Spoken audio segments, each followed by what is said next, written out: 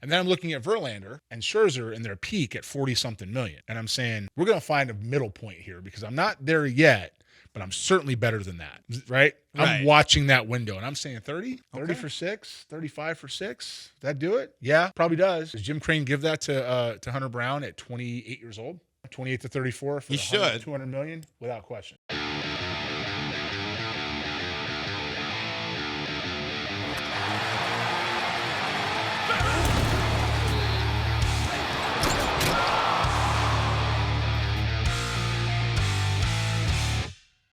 Hunter Brown's clearly the Astros ace at this moment in time. Yep, done a good job.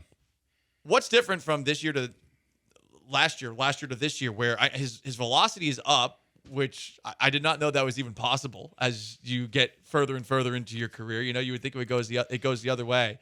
And he is in the midst of a scoreless streak of, I believe now, 16 innings. So I guess, obviously, we saw from the first month on after his struggles then how good he could be. It feels like he's even gotten a little bit better in just one off season. His first big league year was 23. Is that sound right? Yes. So it was 120 innings was the most I think he'd ever thrown going into that year, and he passed that. So that was kind of a weird year for him. He's adjusting the big leagues. He had a bunch of good players around him, a bunch of good arms around him, and they didn't win the World Series in 23, right? They won in 22. They won in 22, correct? Yeah. So I mean, he did have 7 games in 22, but it was towards the end of the year. Right. And so out of the bullpen too, right? Right. Yeah. Yeah. So he had the right transition, and then in 24 he's got to grow up. He's got to grow up, and he's got to develop himself, and he's got to really adjust to the big leagues, and he finds the sinker. Okay. And so now he's got a year and a half or 2+ under his belt, and he's figured himself out as a pitcher, and now it's about refinement and it's about maturity and growth. And what you find out of that is confidence. You find execution. You find reliance on stuff, on your stuff when you don't have your best feel, and you find reliance on your feel when you have your best stuff. You have an evolving, complete pitcher. Is he an ace? He's certainly a 2. Not a chance to be a 1.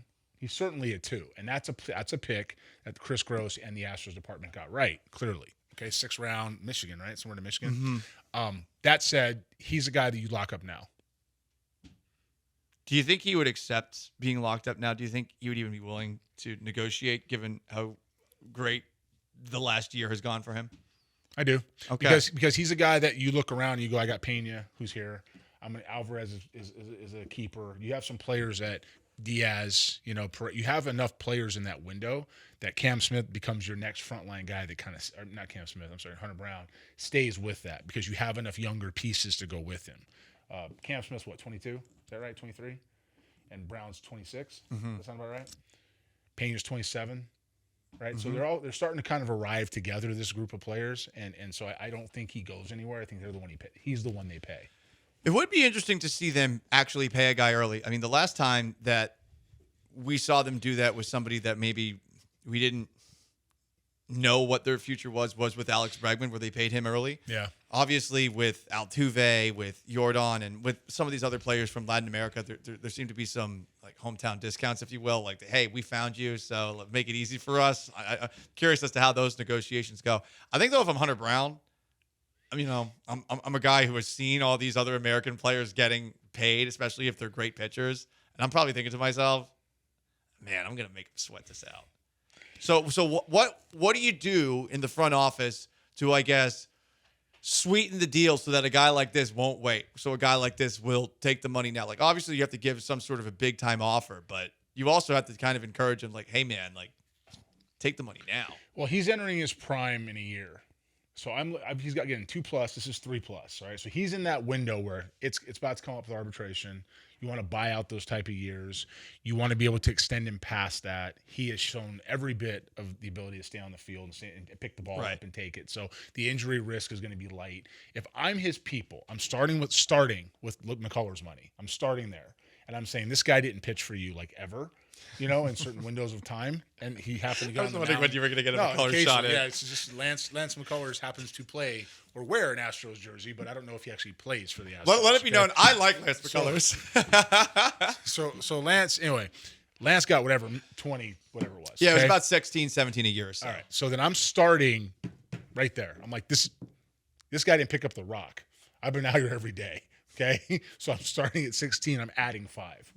My opening number is 20, and then I'm looking at Verlander and Scherzer in their peak at 40 something million, and I'm saying we're going to find a middle point here because I'm not there yet, but I'm certainly better than that.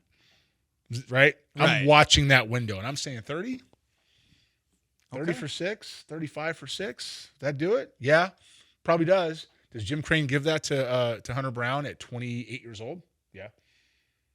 28 to 34 for he should. 200 million without question. I mean, that one makes a lot of sense. Like maybe not for Bregman and maybe not for Kyle Tucker, given the postseason struggles, but for Brown to this point, yeah, I think it would make sense. If I'm Hunter Brown's camp, I'm looking at my prime years are 27 to probably 35, 36 because he's got the sinker now.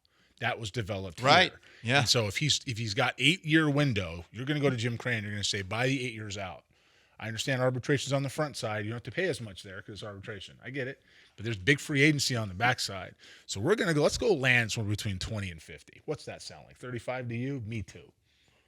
Times 8. And I'm not going anywhere. Okay. And so I think if you do that, then you buy out his big years and he finishes up one at a time and he's a $250 million guy and he rides off in the sunset with Payne and the rest of the crew and you have your foundation. Because Javier, if he's back, is here. He's a guy, right? Yep, yeah. He's a guy. The bullpen's been okay. It's been better than you would think sometimes. It's given it up a little bit too, but it's been better than you think sometimes. You can't put that stress on it like that. You need Hunter Brown and guys like that to come pitch in the front of the rotation so you're not wearing out the relievers all the time. Yeah, it's like Abreu and not Montero. Haters feels like they're in there every night. Every night. And then if they said they were going to do that this year too. And Abreu's wearing out already, and if you bring McCullers into the bullpen and he's back on the staff, he's going to pitch once a month. So I mean, you don't have the long term. You don't have the long-term longevity of this, and so you have to fortify the best you can with starters at the front.